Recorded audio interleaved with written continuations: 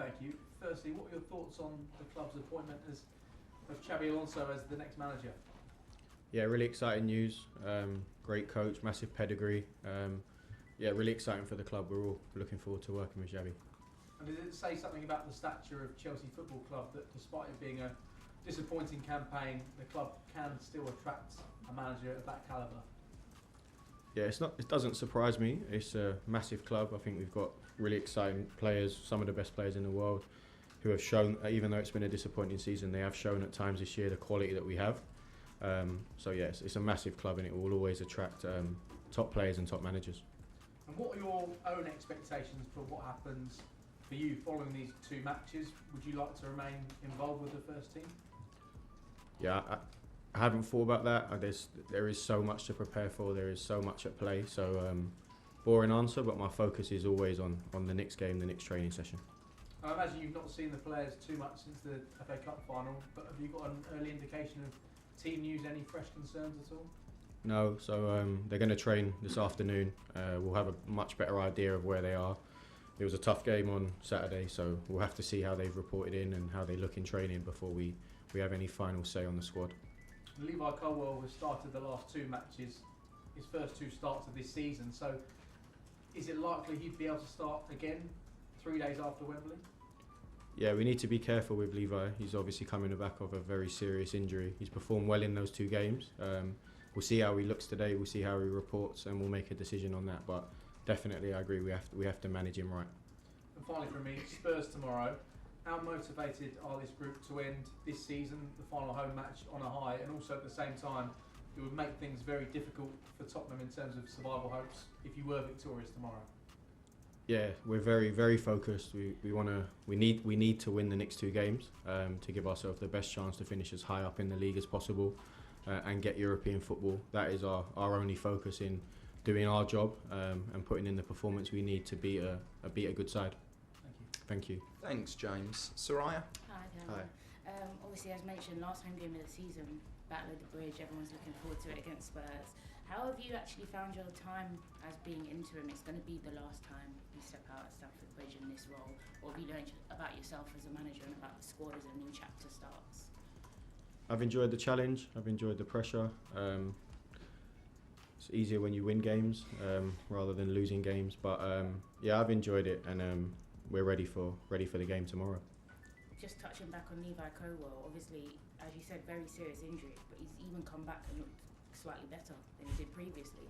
Sharp, fast, added that different bit of dimension and momentum to the game.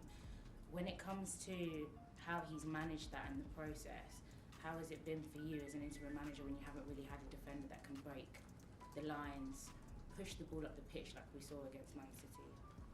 Yeah, it's been great to have Levi back. Great for English football as well. I think we've got a really talented, really high potential player here, and injuries are a part of it, and he's shown really good mental strength and character to come through that and perform away at Anfield and in an FA Cup final. So yeah, really excited about Levi. He's added a lot to the team, not just on the pitch but off the pitch as well. So it's been a brilliant 2 games for him, and hopefully he can finish the season strong. And lastly, you said after the final, we know what this team's capable of, but they need to produce on a consistent basis.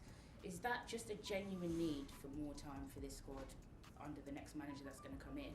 Or is there actual specific key things that you've seen yourself that's like there's gaps?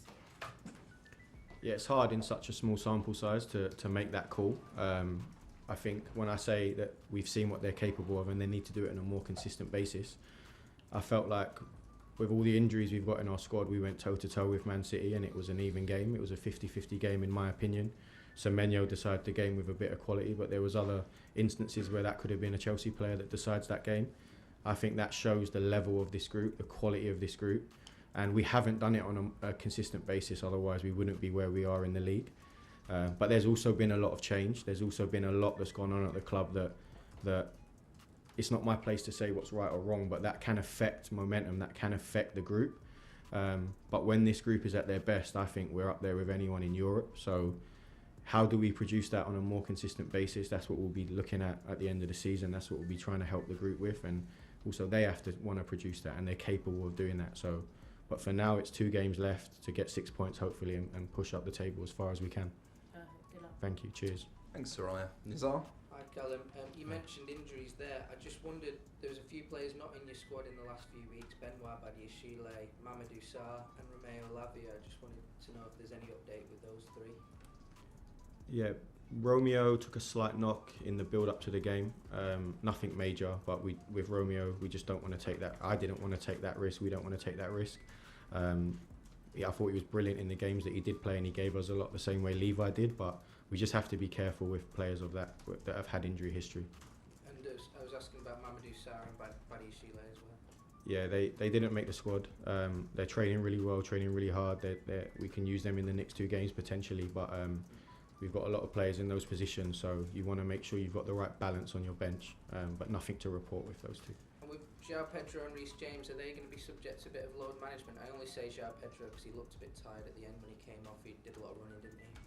Yeah, with all the players, we have to see how they come back in today. How they were in yesterday. Hopefully it's positive signs today when they report, and when they train they feel good, and we'll make a decision on that as late as we possibly can. And last question, as a sort of Londoner who, your family are Chelsea fans and stuff like that, you'll know the importance of a Chelsea versus Tottenham game, like especially at Stamford Bridge, and the record that Chelsea have. Do you think the players understand that though, and are you going to do anything to make sure the players are up for it and maybe tap into that rivalry and that aggression they can show on that pitch? I think the players have shown in the last 2 games that their fight and their heart has been questioned at times. I think they've shown in the last 2 games that for me that's not an issue.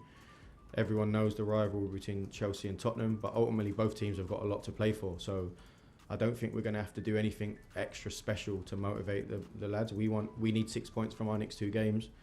I think they need a point to almost guarantee safety. So both teams are fighting at different parts of the table, but both teams are fighting for the point. So we shouldn't need to add any extra motivation, but it will naturally be there with a London derby between Chelsea and Tottenham. Thanks, Nizar. Simon? Hey, Callum. Hi, Simon. Has Alonso, have you spoken to Alonso at all since the appointment? He sent me a text message yesterday. I'll keep that private, but mainly just around the final. So I've had a brief conversation with him via text. And are you going to be part of his backroom staff next season? I don't know at this moment in time.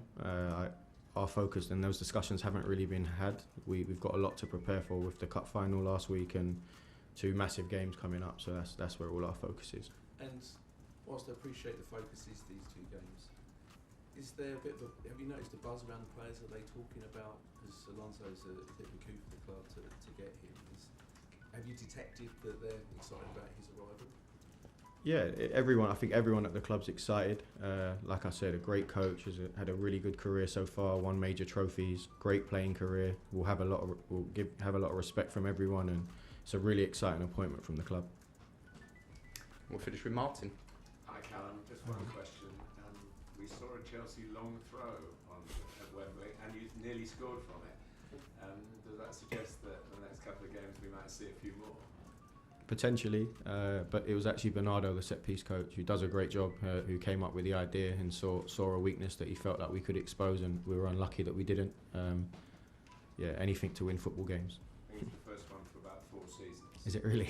Yeah. Not bad. But you'll get 1 or 2 coming in from Kevin Danso, I guess. I'm sure. The other end. Seems to be the theme in the Premier League at the moment. So.